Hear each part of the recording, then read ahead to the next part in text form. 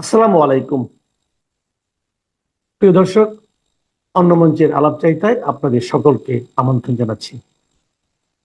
আপনাদের স্বাগত জানাই আমি আমার কথা শুনবার জন্যে। ক্রমশ এক জটিল পরিস্থিতির দিকে বাংলাদেশ যাচ্ছে। যদিও আমি বিশ্বাস করি এবং মনে করি যে মানুষকে আশা জাগিয়ে রাখা, উৎসাহ দেওয়া, অনুপ্রাণিত করা, ইতিবাচক কথাবার্তা বলা, সেগুলো আমাদের মতো যারা আমরা কথাবার্তা বলি তাদের প্রধান কাজ। কিন্তু জোর করে সেটা করা আমার মনে হয় খুব একটা ভালো কাজ নয়। সেটা আরও জটিল করে তোলে সমস্যাকে এবং দেশবাসীকেও বা যারা আমাদের কথা শোনেন তাদেরকে বিভ্রান্ত করা হয়। আমি অনেকদিন ধরে বলছিলাম যে এই সরকারের অধীনে খুব ভালো নির্বাচন আশা করা সম্ভব নয়, উচিত নয়, এবং নির্বাচনটা আমি ফেব্রুয়ারিতে দেখি না। আমি আমার কথা থেকে একদমই সরে যাইনি। আমি ফেব্রুয়ারিতে নির্বাচন দেখি না। যদি কোনো নির্বাচন হয়ও সেটা আসলে কোনো মানদণ্ডেই একটা নির্বাচন হবে, একটা ফার্স্ট সিলেকশন হতে পারে, এবং এই নির্বাচনের ফলাফলও যেভাবে দেখছেন সেভাবে হবে মনে করবার কোনো কারণ নেই। এবং নির্বাচনের দিনও ভণ্ডুল হয়ে যাবার আশঙ্কা আছে, অনেক ক্যাজুয়ালিটির আশঙ্কা আমি করি। এবং যে কথা আমি শুরু থেকেই বলছিলাম, আমি আবারও পরিষ্কার করি, কোনো রাজনৈতিক দলের সঙ্গে আমার কোনো সম্পর্ক নেই। আমি কখনো রাজনীতি করব না। ছাত্র জীবনে করেছি, ছাত্র জীবনে ছেড়েছি। বিএনপি দিন যত যাবে তার গ্রাউন্ড সে লুজ করবে এবং তার সম্ভাবনাটা নষ্ট হয়ে যাবে। এবং ফেব্রুয়ারিতে নির্বাচন হলে সেটা আমার ধারণা ফলাফলের মধ্য দিয়েও প্রকাশিত হতে পারে। এর বেশি কিছু আমি বললাম না, বলাটা উচিত হবে না এখন আমার। কিন্তু আমি মনে করি যে রাজনীতিটা পরিবর্তিত পরিস্থিতি বিএনপির করা উচিত ছিল, যে সাহসটা দেখানো দরকার ছিল, যে লিডটা বিএনপির নেওয়া দরকার ছিল, বিএনপি সেটা নিতে ব্যর্থ হয়েছে। ডাকসুতে জিতলেই কেউ জাতীয় নির্বাচনে যেতেন না, যেমন একথা ঠিক। 1973-এর নির্বাচন থেকে পরবর্তী বিভিন্ন নির্বাচনে প্রমাণিত হয়েছে, সেটা ঠিক। কিন্তু সেই 70-এর দশক, 80-র দশক কিংবা 90-এর দশক আর এই 2025 অনেক ভিন্ন। বহু বছর মানুষ ভোট দেয় না, আমরা জানি না আসলে মানুষের মাইন্ডসেটে কী ঘটছে। ফ্লোটিং ভোটারদের কথা আমরা জানি 20%, নতুন ভোটার 4 কোটি তরুণ, তাদের মাইন্ডসেট আসলে আমরা খুব ভালোভাবে জানি না। নারী ভোটাররা যারা মাত্র পুরুষদের চেয়ে 1% কম, এবং তারা যথেষ্ট এম্পাওয়ার্ড এখন সিদ্ধান্ত গ্রহণ প্রক্রিয়ায়। অ্যাটলিস্ট তারা নিজের মতামতটা স্বামী বা সন্তান বা ভাই বা বাবা দ্বারা প্রভাবিত হয়ে সব সিদ্ধান্ত তারা নেন না। এই জায়গাগুলো খুব গুরুত্বপূর্ণ।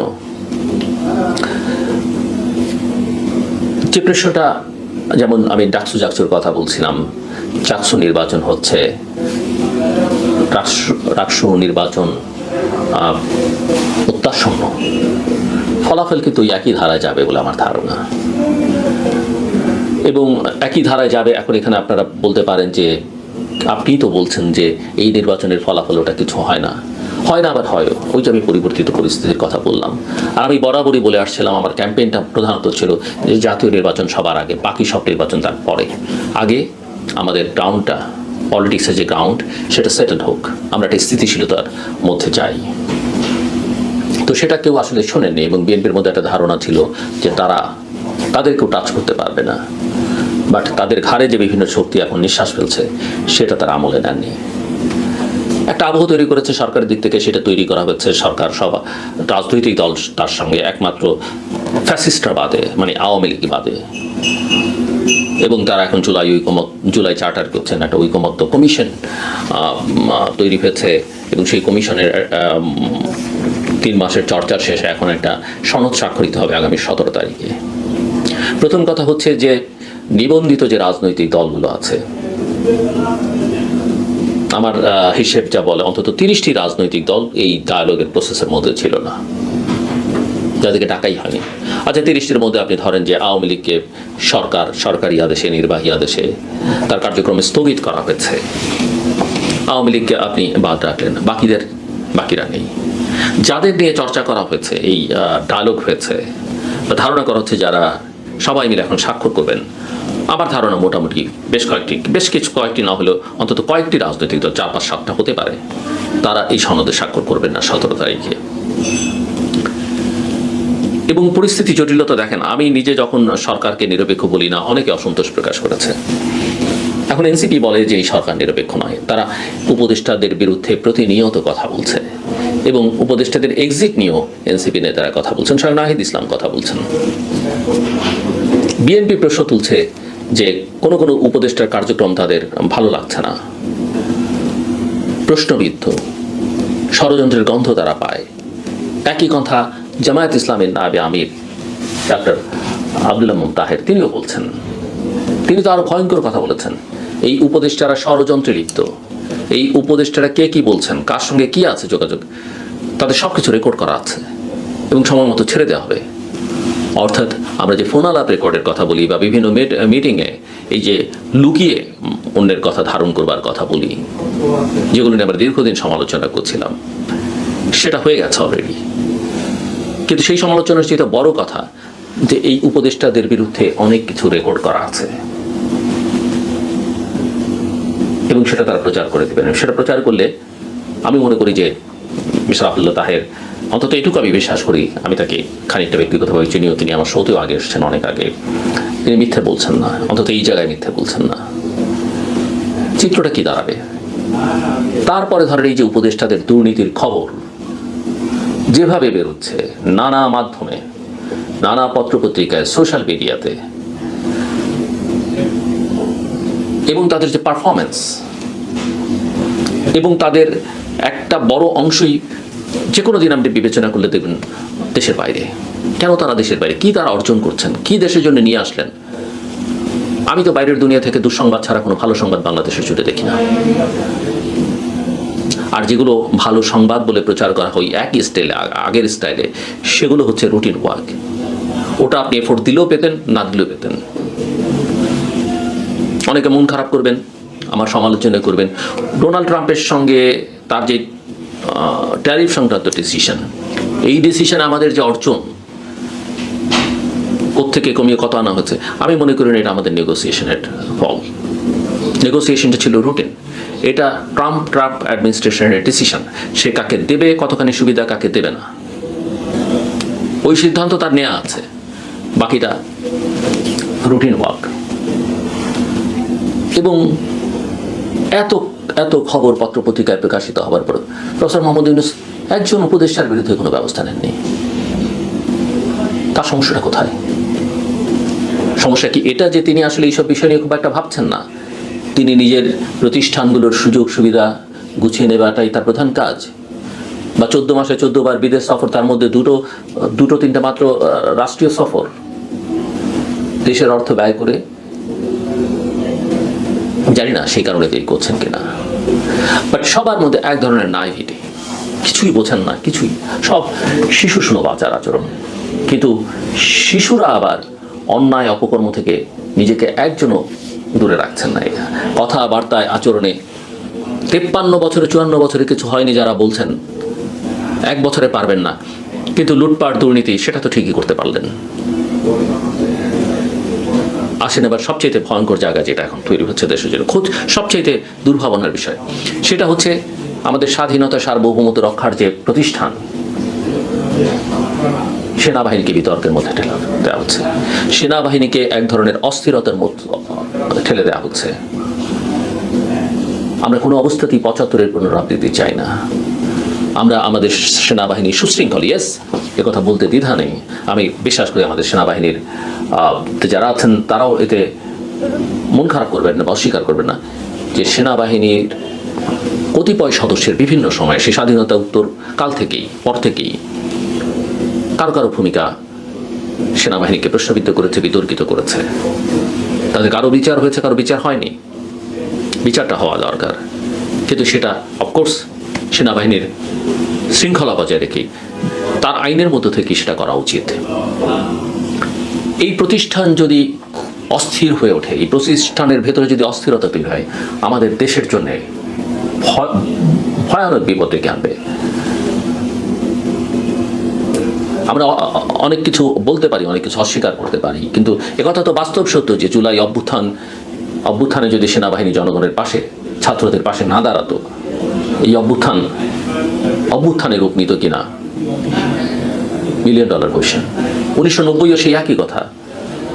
জেনারেল ওয়াকারের মতো, জেনারেল নুরুদ্দিন মতো জেনারেল ওয়াকার যদি না দাঁড়াতেন 90 সালে, জেনারেল নুরুদ্দিন যদি না দাঁড়াতেন জনগণের পক্ষে, এবং সমর্থন যদি জেনারেল এরশাদের কাছ থেকে প্রত্যাহার করে নিতেন, সেই অভ্যুত্থানে সেদিন সফল হতে কিনা একটা বড় প্রশ্ন।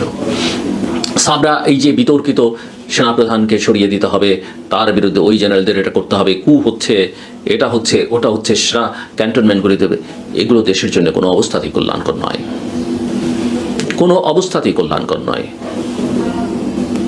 হ্যাঁ, আমরা যদি দেখি যে সেনাবাহিনীর মধ্যে বিচার হয় না, হচ্ছে না, আমরা তখন প্রশ্নটা তুলতে পারি।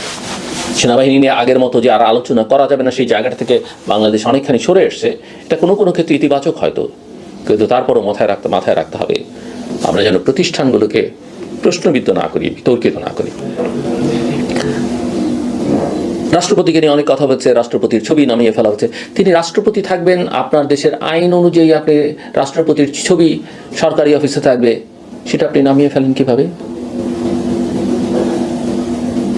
এখন আইসিটি অ্যাক্ট, এই আইসিটি অ্যাক্ট কখন তৈরি হয়েছিল, কিভাবে তৈরি হয়েছিল, কোন বিচারের জন্য তৈরি হয়েছিল, সেই বিচার যখন হয় সেই বিচারের সময় কার কি ভূমিকা ছিল, এখন তারা কে কোন দায়িত্বে, এগুলো নিয়ে প্রশ্ন উঠতে শুরু করেছে।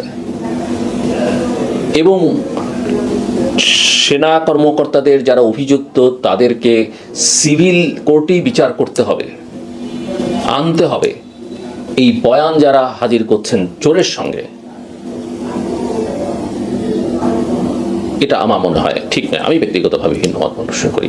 আমি অপরাধীদের বিচার চাই, কিন্তু আমি বিশ্বাস করি আমাদের সেনাবাহিনী প্রতিষ্ঠান হিসেবে এখনো যে তার মর্যাদা আছে, জাতীয় এবং আন্তর্জাতিকভাবে তার যে নিয়ম কানুন আছে, তার মধ্যে দিয়ে অপরাধীদের বিচার করবার জন্য সেনাবাহিনী যথেষ্ট।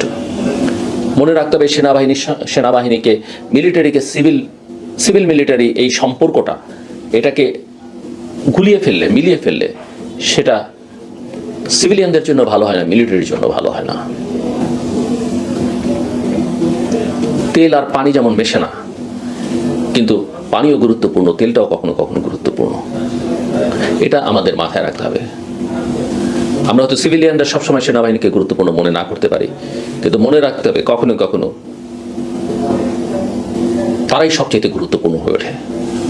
একবার ভাবুন, 1971 সালে 25শে মার্চ রাতে যখন পাকিস্তান হানাদার বাহিনী বাংলাদেশে আক্রমণ করলো, রাজনৈতিক নেতারা যখন অনেকে নিরাপদ আশ্রয়ে গেলেন, পালিয়ে গেলেন, অথবা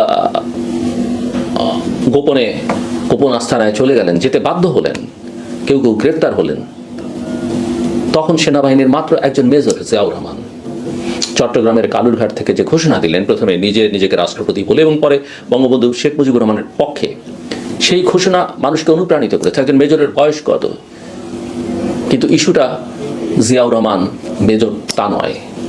মানুষ তখন দেখলো যে এই পাকিস্তানি হামলার বিপক্ষে, এই পাকিস্তানি সামরিক জান্তার বিপক্ষে, তার এই আক্রমণের মুখে এই লড়াইটা করতে পারে। সো যে কথা বলছিলাম যে ওই মেজর, তার বয়স, জিয়াউর রহমান নাম, পূর্ব পাকিস্তানের একজন অফিসার, সেটা গুরুত্বপূর্ণ নয়। গুরুত্বপূর্ণ হচ্ছে তার পোশাক, গুরুত্বপূর্ণ হচ্ছে যে এই লড়াইটাতে, এই পাকিস্তানের বিরুদ্ধে লড়াইটাতে আমাদের সেনাবাহিনী বা সেনাবাহিনীর ভেতরকার কেউ আমাদের সঙ্গে আছে, বা একজন সামরিক বাহিনীর সদস্য এই ঘোষণা দিয়েছেন, সেটা মানুষকে অনেক সাহস অনুপ্রাণিত করেছে। অনেক কথা রাজনৈতিক কারণে এরপরে বলেছেন বটে, কিন্তু আওয়ামী লীগ নেতাদের বইতেও, সেটা একে খন্দকারের বই বলেন আর তাজউদ্দিন আহমেদের বই বলেন, এই ঘোষণা যে মানুষকে কত সাহস শক্তি জুগিয়েছে সেটা সহজেই বোঝা যায়। এবং সেই কারণেই এই কোটি কোটি মানুষ, 7.5 কোটি বাঙালির যে লড়াই সংগ্রাম 25 বছরের, সেই লড়াইটা যখন সেই সংগ্রামটা যখন যুদ্ধে রূপান্তরিত হলো, সেই যুদ্ধে মাত্র কয়েকজন সামরিক অফিসার কিন্তু যুদ্ধে নেতৃত্ব দিয়েছেন। একজন কর্নেল ওসমানী সর্বাধিনায়ক হয়ে গেলেন মুক্তিযুদ্ধের। আর বাকি তো সব মেজর কর্নেল, লেফটেন্যান্ট কর্নেল, লেফটেন্যান্টরা, major Zia, major Shafiullah, major Khaled Mosharraf, colonel Taher, মানে এরাই সব, মেজর জলিল, এরা নেতৃত্বটা দিলেন। কাজে ওই সময়ে এই নিরস্ত্র বাঙালি যাদের কোনো প্রশিক্ষণ নেই, তাদেরকে অস্ত্র চালনা শিক্ষা থেকে শুরু করে সবটাই দিল এই সামরিক কর্মকর্তারা, সামরিক বাহিনীর সদস্যরা। তাদের মধ্যে সিপাহীরা ছিলেন, অন্যান্যরা ছিলেন, পুলিশ যুক্ত হয়েছে, তৎকালীন ইপিআর এর সদস্যরা যুক্ত হয়েছেন। পরে তারা গিয়ে ভারতেও অনেকে ট্রেনিং নিয়েছেন, সাধারণ মানুষ। কিন্তু এই বিষয়টা অত্যন্ত গুরুত্বপূর্ণ। কাজেই আমি মনে করি এটা একটা অর্বাচীনের মতো কাজ হচ্ছে। সেনাবাহিনীকে প্রশ্নের মধ্যে ফেলা, সেনাপ্রধানকে নিয়ে বিতর্ক করা, গোয়েন্দা সংস্থাগুলোকে নিয়ে অতিমাত্রায় অতিরঞ্জিত কথাবার্তা বলা। আমি জানি আয়নাগরের কথা, আমি জানি এনফোর্স ডিসঅ্যাপিয়ারেন্সের কথা, আমি জানি এক্সট্রা জুডিশিয়াল কিলিংয়ের কথা। আমি যে প্রতিষ্ঠানে কাজ করি সিজেস, সেগুলো নিয়ে গবেষণাধর্মী কাজ করেছে। কিভাবে মানবাধিকার লঙ্ঘিত হয়েছে বাংলাদেশে, কিভাবে মানবাধিকার নিয়ে যারা কাজ করেন বিপদে আছেন, বিপদে ছিলেন। কিন্তু সেটা একটা শৃঙ্খলার মধ্যে, নিয়মের মধ্যে থেকে এখন বিচার হোক। এর বাইরে অতিরিক্ত কোনো কিছু পৃথিবীতে আপনি অতিরিক্ত খাবেন সেটা সমস্যা, অতিরিক্ত কথা বলবেন সেটা সমস্যা। সবকিছু সীমার মধ্যে থেকে পরিমিত হওয়া উচিত। দেশটা শুধু আমার কথায়, আমার বয়ানে চললে হবে না,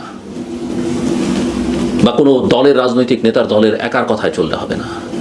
একটা রাষ্ট্র যখন চলে তার কিছু নিয়ম, আইন, কানুন আছে। আর যদি রাষ্ট্র আমরা না মানি, অন্য কথা।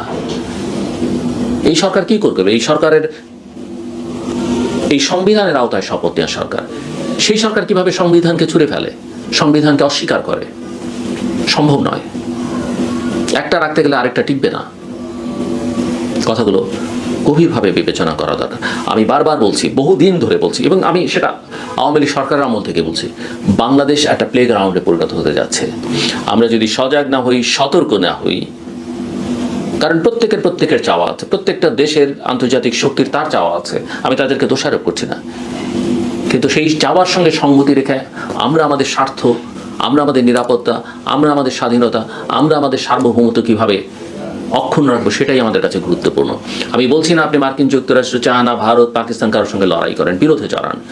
এমনকি মিয়ানমারের সঙ্গে আমি বিরোধে জড়াতে বলছি না, কিন্তু আপনার শক্তিটা আপনাকে প্রদর্শন করতে হবে। যে কারণে আমরা বলছি সবসময় আমাদের মিলিটারি ডিটারেন্সের কথা, আমাদের সশস্ত্র বাহিনীকে আরও শক্তিশালী করা উচিত, যুদ্ধের জন্য নয়, প্রত্যেকে যেন আমাদের হিসেবের মধ্যে রাখে। একই সঙ্গে আমার বাণিজ্যিক স্বার্থ, আমার অর্থনৈতিক স্বার্থ, আমার জাতীয় স্বার্থ, নিরাপত্তার স্বার্থ, আমার জনগণের ভবিষ্যৎ, আমার তরুণদের ভবিষ্যৎ, আমার ছাত্ররা যে জ্ঞান অর্জন করতে চায়, লেখাপড়া করতে চায়, সেটা কোথায় গিয়ে করবে, সেই স্বার্থগুলো আমাদের দেখতে হবে। এবং সেইভাবে আমাদের সম্পর্কটা কোনো সমীকরণ করতে হবে, ঠেলে সাজাতে হবে। কারোর সঙ্গে গায়ে পড়ে ঝগড়া করে নেয়, আর কারোর সঙ্গে অযাচিত অপ্রয়োজনীয় মাখামাখি শুধুমাত্র ব্যক্তি স্বার্থে, দলের স্বার্থে করে নয়। এই বিষয়গুলোকে আমাদের গভীরভাবে মাথায় রাখা উচিত। অন্যথায় যে পথে আমরা হাঁটছি, আজকে যে জায়গায় দাঁড়িয়েছি, এই অবস্থা আর কিছুদিন চললে বাংলাদেশের সব কিছু নিয়ন্ত্রণের বাইরে চলে যাবে। যত বড় বড় কথা, যত বড় বড় নেতা, আমাদের মাত্র সাংবাদিকরা, সুশীল সমাজের ব্যক্তিবর্গ বা সামাজিক যোগাযোগ মাধ্যমে প্রভাব বিস্তারকারী ব্যক্তিবর্গ বলুন না কেন, আখের কিছুই রক্ষা করতে পারবেন না।